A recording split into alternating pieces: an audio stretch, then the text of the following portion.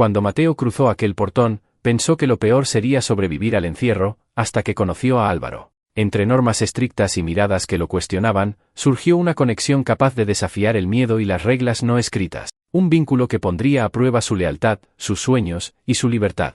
A Mateo, de 26 años, le enseñaron que la clave era no llamar la atención. Le repitieron que observar y aprender sería su escudo. El primer día lo entendió a la fuerza: horarios cerrados, pasos marcados, instrucciones breves. Nada de preguntas. La rutina cayó sobre él como una tapa: recuento, patio, comedor, silencio. Le dijeron que, si quería evitar problemas, se mantuviera al margen. Él asintió sin discutir.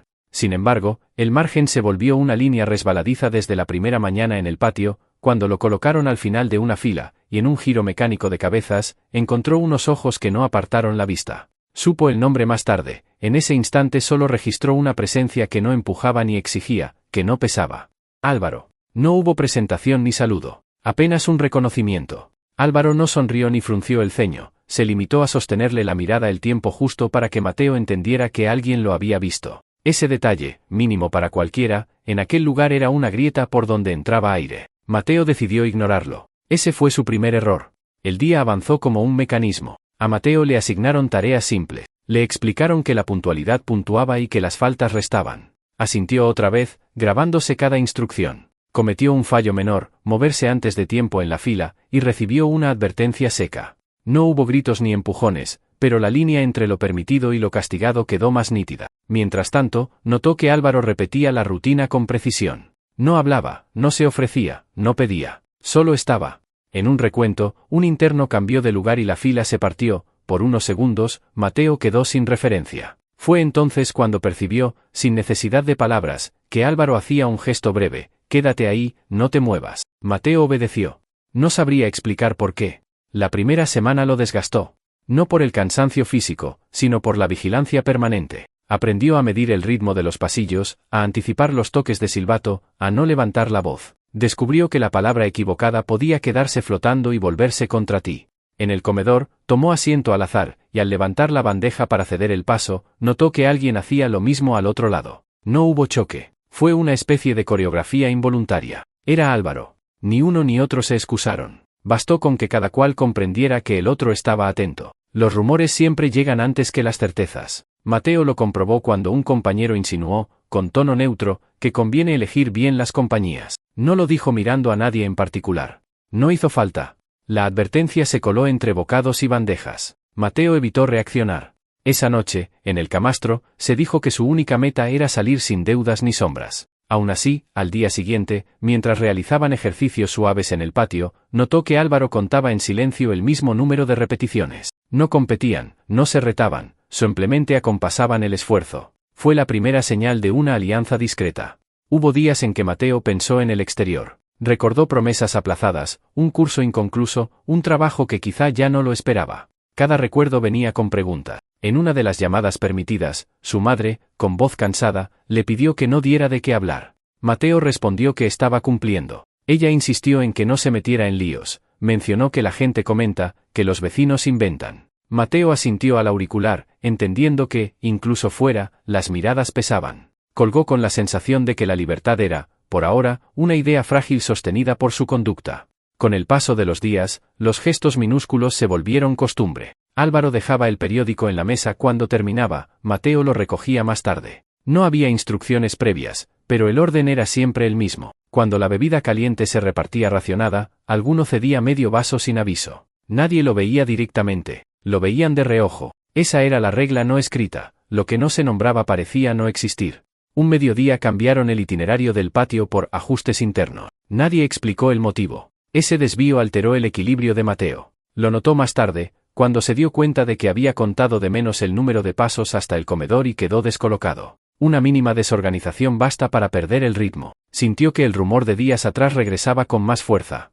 Imaginó comentarios, suposiciones, etiquetas. Se obligó a respirar hondo y a volver a la fila, mirando un punto fijo. Fue entonces cuando oyó, sin oír, la pauta que empezaba a reconocer. Álvaro ya estaba en su sitio, con la atención puesta en el reloj. No necesitaban cruzar palabras para sincronizarse. A Mateo le sorprendió cómo, en ese entorno, la esperanza podía caber en una mirada rápida. Notó que su pulso se calmaba cuando verificaba que Álvaro seguía allí, sin sobresaltos, sin grietas. Pensó que depender de la constancia de un desconocido era una debilidad.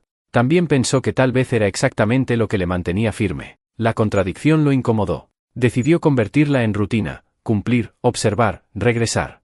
El primer roce claro con la desconfianza llegó cuando, durante la entrega de correspondencia, Mateo vio cómo apartaban un sobre a un compañero por un detalle en el remitente. El murmullo se encendió. Se dijo a sí mismo que no quería su nombre en boca de nadie. Al día siguiente, evitó por completo quedarse cerca de Álvaro. Se movió de forma deliberada a otra zona del patio. El vacío que sintió después fue inesperado y casi ridículo, nada había cambiado realmente, salvo la certeza de una presencia a distancia prudente. Por la tarde, mientras barría su área, decidió que el aislamiento voluntario no iba a protegerlo del todo. La sospecha, lo entendió, no necesitaba pruebas, solo combustible. Una tarde, el encargado de la actividad física recortó el tiempo del patio por una leve confusión en el recuento. La fila avanzó con torpeza.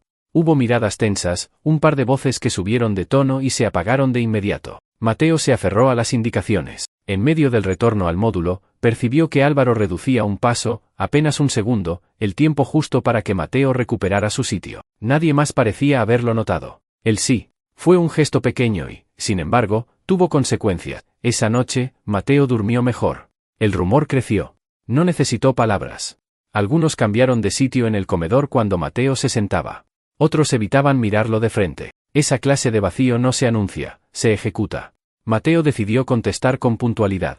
Empezó a ganar la confianza básica de los encargados, tareas cumplidas, cero reproches. Comprendió que el camino a la reputación neutra era monótono y exigente. Y, aún así, cada avance llevaba la sombra del comentario ajeno. Le llegó, por un tercero, la idea de que conviene no aparecer demasiado junto a ciertas personas. Lo dijeron sin nombres, como siempre. Álvaro no cambió su comportamiento. Continuó igual de discreto, igual de exacto. A veces, antes de que sonara el aviso de salida, ya tenía en orden su área. Otras, dejaba el banco libre un segundo antes de que Mateo llegara. Ese segundo bastaba para evitar roces y miradas. Mateo aprendió a leer esos márgenes temporales. Empezó a vivir dentro de ellos. Una mañana, un supervisor corrigió a Mateo por no seguir una instrucción al pie de la letra. No hubo sanción, solo una nota en el registro. Bastó para que él volviera a sentir el filo del error. Se prometió a sí mismo no fallar otra vez. Se concentró tanto en no equivocarse que olvidó otra cosa: el miedo también te expone. Cuando el recuento final se demoró más de lo normal, notó que las filas se tensaban. Pensó en su madre, en los vecinos, en la manera en que, fuera, las etiquetas se pegan y no se desprenden. Pensó, también, que dentro las etiquetas se fabrican con la misma facilidad. Si algo cambió de forma definitiva, fue la manera en que Mateo empezó a medir el tiempo. Ya no lo contaba por horas, sino por coincidencias. El momento en que el periódico quedaba sobre la mesa, el instante en que la bebida caliente se compartía, el segundo en que un banco se liberaba. Empezó a anticipar esas señales y a entender que la conexión con Álvaro no era un capricho, sino un sistema de apoyo silencioso que los mantenía a salvo de la curiosidad y del exceso de atención. No era clandestinidad romántica, era supervivencia emocional. Al final de esa primera etapa, Mateo aceptó algo que había estado negando: no podía atravesar el encierro solo. No se trataba de declararlo ni de nombrarlo, bastaba con reconocer que aquella coordinación muda le daba estabilidad. Supo que el precio de ese orden sería lidiar con más rumores. También supo que ya no le alcanzaba con pasar inadvertido. Si quería salir con la cabeza en su sitio, debía proteger aquello que lo sostenía sin provocarlo. Ajustó su rutina, afinó cada gesto, aprendió a desaparecer cuando correspondía y a estar presente cuando era imprescindible. Así terminó un cruce de miradas que, sin promesas ni pactos, había inaugurado una forma nueva de resistir. Mateo comprendió que, en un lugar donde todo parecía decidido, aún quedaban espacios diminutos para elegir. Eligió seguir contando coincidencias. Eligió no soltar esa línea invisible. Y, sin saberlo, eligió el comienzo de una historia que lo enfrentaría a la versión más exigente de sí mismo. El incidente comenzó sin previo aviso, durante un almuerzo que parecía rutinario. Un cruce de palabras entre dos internos terminó en un golpe seco contra la mesa y el ruido metálico de una bandeja cayendo al suelo. El murmullo se convirtió en un estallido de voces, y los encargados actuaron de inmediato, ordenando a todos retroceder. Mateo obedeció sin apartar la vista de la salida, consciente de que cualquier movimiento equivocado podía arrastrarlo al mismo destino que los implicados. No hubo gritos prolongados ni forcejeos visibles, pero el cambio en el ambiente fue inmediato. Se ordenó el cese de la actividad y la reorganización del turno. Esa misma tarde, Álvaro desapareció del módulo sin explicación oficial. El comentario se extendió rápido. Varios internos habían sido trasladados temporalmente, por seguridad, a otra sección. Mateo no necesitó que nadie confirmara que su nombre estaba en la lista. Los días siguientes avanzaron con una incomodidad sorda. En el patio, Mateo buscaba de forma instintiva un punto de referencia que ya no estaba. El hueco que ocupaba Álvaro parecía más grande de lo que debería. Evitó preguntar directamente, sabía que en ese lugar las respuestas podían costar caro. Sin embargo, un compañero le susurró que los traslados no durarían mucho, que era cuestión de esperar a que se enfriaran las cosas. La espera no era su punto fuerte. Se concentró en las tareas asignadas, manteniendo un perfil impecable. Cada mañana, repasaba mentalmente las normas, temiendo que cualquier error lo acercara a un castigo o a una sospecha. En las noches, repasaba en silencio los gestos y señales que habían marcado su rutina junto a Álvaro, como si aferrarse a ellos fuera una manera de no perderlo. 5 días después, durante la entrega de correspondencia, un sobre pequeño llegó a sus manos. No tenía remitente visible y el papel estaba doblado con precisión. Dentro, una nota breve: estoy bien. Volveré pronto. No pierdas el ritmo. Las letras eran firmes, escritas con prisa controlada. Mateo guardó el papel en el bolsillo interno de su chaqueta como si fuera un documento de valor. No se permitió leerlo otra vez hasta estar solo. Esa frase, no pierdas el ritmo, funcionó como una orden y un recordatorio. Retomó la disciplina con más empeño, cuidando cada gesto. No solo se trataba de su propia seguridad, ahora sentía que debía sostener una promesa implícita. Los rumores, sin embargo, no se detuvieron. Algunos insinuaban que Álvaro estaba bajo observación especial, otros que el traslado no había sido por el altercado, sino por otros motivos que nadie especificaba. Mateo escuchaba sin intervenir, entrenando la capacidad de dejar pasar la información sin que su expresión cambiara. Aprendió que, en ese entorno, la neutralidad era un escudo tan útil como cualquier muro. La rutina, desprovista de su aliado, se volvió más mecánica. El periódico dejaba de circular, la bebida caliente llegaba sin reparto voluntario. Los pequeños acuerdos tácitos habían desaparecido, y con ellos, la sensación de control. Mateo empezó a medir el tiempo en función de la ausencia, los días sin señales, las horas que faltaban para la próxima entrega de correspondencia, las semanas hasta el siguiente movimiento administrativo. Una tarde, mientras limpiaba el área asignada, notó que un grupo lo observaba de lejos. No había gestos claros, pero la intención era evidente, evaluaban su reacción. Mantuvo la vista en su trabajo, sin alterar el ritmo. Sabía que cualquier muestra de ansiedad sería interpretada como debilidad o como confirmación de los rumores. El retorno de Álvaro no fue anunciado. Simplemente, una mañana, estaba de nuevo en la fila del recuento, a 2 posiciones de distancia. No se miraron directamente, pero Mateo captó el leve asentimiento, suficiente para confirmar que estaba intacto. Esa misma tarde, de forma discreta, recibió un comentario que funcionó como explicación resumida. Había sido un traslado preventivo, nada más. No quedaba claro si era verdad o una historia preparada, pero Mateo decidió aceptarla. Con el regreso, los gestos silenciosos volvieron poco a poco. No con la misma frecuencia, pero sí con la misma intención. La nota que había guardado permaneció doblada en el bolsillo interno, y aunque ya no necesitaba leerla, la llevaba consigo como recordatorio de que, incluso en la ausencia, había algo que los mantenía conectados. Fue entonces cuando comenzaron a hablar, de manera indirecta, sobre lo que vendría después. No eran conversaciones largas ni planeadas, surgían en pausas breves, durante tareas compartidas o en coincidencias inevitables.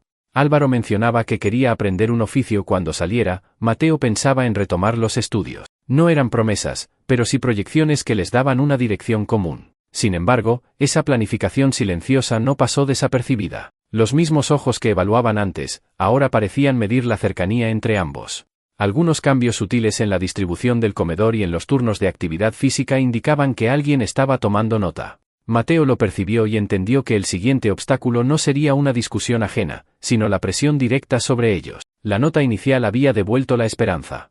Pero con esa esperanza también crecía la certeza de que, para llegar al futuro que imaginaban, tendrían que aprender a esquivar algo más peligroso que un altercado, la atención indeseada. El aviso llegó sin que Mateo lo escuchara directamente. Un interno, con voz baja y gesto serio, le había dicho a Álvaro que la cercanía con él empezaba a llamar la atención equivocada. No hizo falta especificar quién observaba ni qué consecuencias podían seguir. En ese entorno, una advertencia así no era un simple comentario, era un mensaje para tomar distancia antes de que otros decidieran por ellos. Mateo percibió el cambio casi de inmediato. Álvaro empezó a modificar pequeños hábitos, ya no coincidían tanto en el comedor, y en el patio se colocaba un par de posiciones más lejos en la formación. No había frialdad en su mirada, pero sí un cálculo distinto, como si midiera cada movimiento para no dejar huella. Pocos días después, se anunció que las visitas quedaban suspendidas por ajustes internos. No hubo explicaciones. A quienes preguntaron se les respondió con una fórmula seca que no admitía réplica.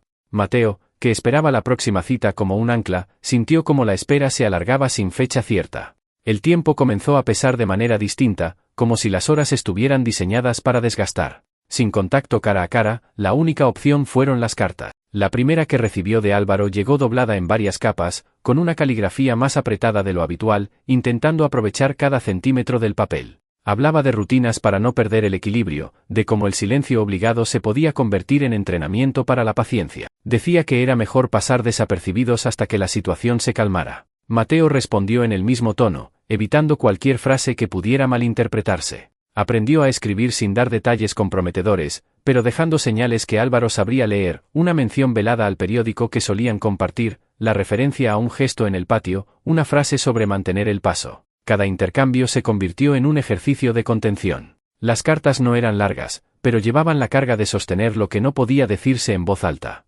Las guardaba dobladas en un lugar seguro, revisándolas en momentos de soledad para asegurarse de que no se había inventado nada. La rutina, sin esas coincidencias diarias, se volvió más áspera. Mateo se esforzaba por mantener la neutralidad en las expresiones, consciente de que cualquier muestra de inquietud podía confirmar sospechas. Empezó a trabajar más rápido en las tareas, terminando antes de lo previsto para ocupar el tiempo con ejercicios físicos discretos, una forma de descargar tensión sin llamar la atención de los encargados. En el módulo, algunos empezaron a observarlo con una mezcla de curiosidad y cálculo. No había acusaciones abiertas, pero sí silencios que duraban un poco más de lo necesario. Era evidente que ciertos vínculos, por más invisibles que intentaran ser, dejaban rastro. Mateo entendió que la estrategia de Álvaro buscaba exactamente eso, reducir al mínimo cualquier señal que diera argumentos a quienes buscaban separarle. Una tarde, recibió una carta diferente. No hablaba de planes futuros ni de rutinas, sino de recuerdos concretos. Álvaro evocaba el momento en que le cedió medio vaso de bebida caliente, la vez que ajustaron el paso para coincidir en la fila, el gesto de dejar el periódico en la mesa sin mirarlo.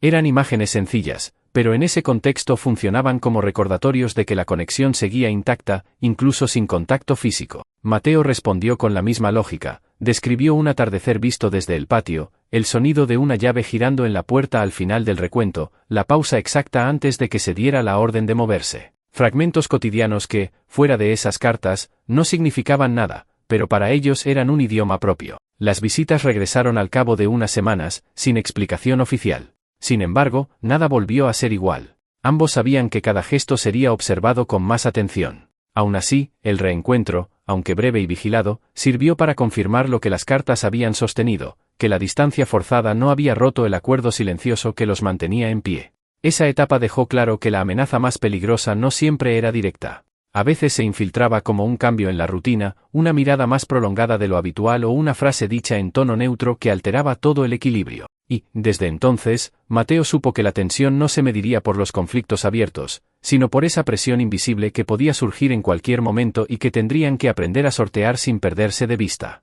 El aviso llegó sin que Mateo lo escuchara directamente. Un interno, con voz baja y gesto serio, le había dicho a Álvaro que la cercanía con él empezaba a llamar la atención equivocada. No hizo falta especificar quién observaba ni qué consecuencias podían seguir. En ese entorno, una advertencia así no era un simple comentario, era un mensaje para tomar distancia antes de que otros decidieran por ellos. Mateo percibió el cambio casi de inmediato. Álvaro empezó a modificar pequeños hábitos, ya no coincidían tanto en el comedor, y en el patio se colocaba un par de posiciones más lejos en la formación. No había frialdad en su mirada, pero sí un cálculo distinto, como si midiera cada movimiento para no dejar huella. Pocos días después, se anunció que las visitas quedaban suspendidas por ajustes internos. No hubo explicaciones. A quienes preguntaron se les respondió con una fórmula seca que no admitía réplica. Mateo, que esperaba la próxima cita como un ancla, sintió como la espera se alargaba sin fecha cierta. El tiempo comenzó a pesar de manera distinta, como si las horas estuvieran diseñadas para desgastar. Sin contacto cara a cara, la única opción fueron las cartas. La primera que recibió de Álvaro llegó doblada en varias capas, con una caligrafía más apretada de lo habitual, intentando aprovechar cada centímetro del papel. Hablaba de rutinas para no perder el equilibrio, de cómo el silencio obligado se podía convertir en entrenamiento para la paciencia. Decía que era mejor pasar desapercibidos hasta que la situación se calmara. Mateo respondió en el mismo tono, evitando cualquier frase que pudiera malinterpretarse. Aprendió a escribir sin dar detalles comprometedores, pero dejando señales que Álvaro sabría leer, una mención velada al periódico que solían compartir, la referencia a un gesto en el patio, una frase sobre mantener el paso. Cada intercambio se convirtió en un ejercicio de contención. Las cartas no eran largas, pero llevaban la carga de sostener lo que no podía decirse en voz alta. Las guardaba dobladas en un lugar seguro, revisándolas en momentos de soledad para asegurarse de que no se había inventado nada. La rutina, sin esas coincidencias diarias, se volvió más áspera. Mateo se esforzaba por mantener la neutralidad en las expresiones, consciente de que cualquier muestra de inquietud podía confirmar sospechas. Empezó a trabajar más rápido en las tareas, terminando antes de lo previsto para ocupar el tiempo con ejercicios físicos discretos, una forma de descargar tensión sin llamar la atención de los encargados. En el módulo, algunos empezaron a observarlo con una mezcla de curiosidad y cálculo. No había acusaciones abiertas, pero sí silencios que duraban un poco más de lo necesario. Era evidente que ciertos vínculos, por más invisibles que intentaran ser, dejaban rastro. Mateo entendió que la estrategia de Álvaro buscaba exactamente eso, reducir al mínimo cualquier señal que diera argumentos a quienes buscaban separarles. Una tarde, recibió una carta diferente. No hablaba de planes futuros ni de rutinas, sino de recuerdos concretos. Álvaro evocaba el momento en que le cedió medio vaso de bebida caliente, la vez que ajustaron el paso para coincidir en la fila, el gesto de dejar el periódico en la mesa sin mirarlo. Eran imágenes sencillas, pero en ese contexto funcionaban como recordatorios de que la conexión seguía intacta, incluso sin contacto físico. Mateo respondió con la misma lógica, describió un atardecer visto desde el patio, el sonido de una llave girando en la puerta al final del recuento, la pausa exacta antes de que se diera la orden de moverse. Fragmentos cotidianos que, fuera de esas cartas, no significaban nada, pero para ellos eran un idioma propio. Las visitas regresaron al cabo de unas semanas, sin explicación oficial. Sin embargo, nada volvió a ser igual. Ambos sabían que cada gesto sería observado con más atención. Aún así, el reencuentro, aunque breve y vigilado, sirvió para confirmar lo que las cartas habían sostenido, que la distancia forzada no había roto el acuerdo silencioso que los mantenía en pie. Esa etapa dejó claro que la amenaza más peligrosa no siempre era directa. A veces se infiltraba como un cambio en la rutina, una mirada más prolongada de lo habitual o una frase dicha en tono neutro que alteraba todo el equilibrio. Y, desde entonces, Mateo supo que la tensión no se mediría por los conflictos abiertos, sino por esa presión invisible que podía surgir en cualquier momento y que tendrían que aprender a sortear sin perderse de vista. El día señalado llegó sin anuncio previo. Mateo fue avisado con pocas horas de antelación de que Álvaro saldría bajo libertad condicional. No hubo tiempo para preparativos elaborados, solo para llegar puntual al lugar acordado. La espera frente a la salida se hizo larga, marcada por el paso lento de los minutos y la vigilancia de los funcionarios. Cuando finalmente lo vio aparecer, la distancia hasta él pareció más corta de lo que había imaginado, pero las normas impedían cualquier gesto impulsivo. Se limitaron a un apretón de manos prolongado, suficiente para que ambos entendieran que la promesa se había cumplido. Fuera de los muros, la realidad se impuso rápido. La libertad condicional traía consigo horarios estrictos, restricciones de movimiento y la obligación de presentarse regularmente ante las autoridades. A eso se sumaba la reacción del entorno. Algunos conocidos de Mateo evitaron saludarles, y más de un vecino hizo comentarios velados que llegaban por terceros. No eran amenazas abiertas, pero sí recordatorios de que la etiqueta de expresidiario no se borraba con una firma. La búsqueda de trabajo para Álvaro resultó más difícil de lo previsto. En varias entrevistas, las respuestas cortas y las miradas evasivas dejaban claro que el pasado pesaba más que las habilidades. Mateo habló con su propio jefe, quien accedió a darle una oportunidad en tareas temporales, siempre y cuando se cumplieran los requisitos legales. Fue un inicio modesto, pero un inicio al fin. Con el tiempo, establecieron una rutina que les permitió ir ajustándose a la nueva etapa. Mateo trabajaba en turnos fijos, mientras Álvaro asistía a un curso de capacitación en carpintería que incluía prácticas remuneradas. Los ingresos eran justos, pero suficientes para cubrir un alquiler modesto en las afueras. No se trataba del hogar soñado, pero sí de un espacio propio donde podían decidir sin interferencias externas. El entorno seguía observando. Algunos familiares de Mateo preferían no visitarles, otros lo hacían con cautela, midiendo las palabras. Las conversaciones evitaban el pasado reciente, como si omitirlo fuera una forma de neutralizarlo. Sin embargo, esa distancia no alteró el propósito inicial, mantenerse firmes frente a cualquier intento de debilitarlos. Álvaro cumplía rigurosamente con las condiciones de su libertad. Presentarse en los controles a tiempo, evitar cualquier contacto con personas o entornos que pudieran comprometerlo, mantener una conducta intachable. Cada requisito superado era una pequeña victoria que registraban sin alardes. Un año después, podían mirar atrás y reconocer el camino recorrido. Habían logrado mantener el empleo de Álvaro, ampliar sus horas de trabajo y ahorrar lo suficiente para mejorar el equipamiento de la vivienda. El barrio no había cambiado su percepción del todo, pero ya no reaccionaba con la misma desconfianza inicial. Los saludos en la calle se volvían más frecuentes, aunque todavía había quienes preferían mirar hacia otro lado. La certeza que compartían era sencilla, no se habían rendido cuando todo apuntaba a que lo harían. La resistencia que habían practicado dentro de los muros se había transformado en constancia fuera de ellos. Sabían que las barreras no siempre eran físicas y que, a veces, las más difíciles de superar eran las que levantaban los prejuicios. Pero también sabían que, mientras siguieran avanzando, ninguna de esas barreras sería definitiva. En la mesa de su pequeño hogar, a menudo repasaban en silencio el tiempo pasado, no como una herida, sino como una prueba superada. Lo que para otros era motivo de sospecha, para ellos se había convertido en un compromiso reforzado. Y aunque el futuro no garantizaba ausencia de dificultades, se permitían planificarlo sin miedo, seguros de que la decisión de no separarse había sido, y seguiría siendo, su mayor victoria.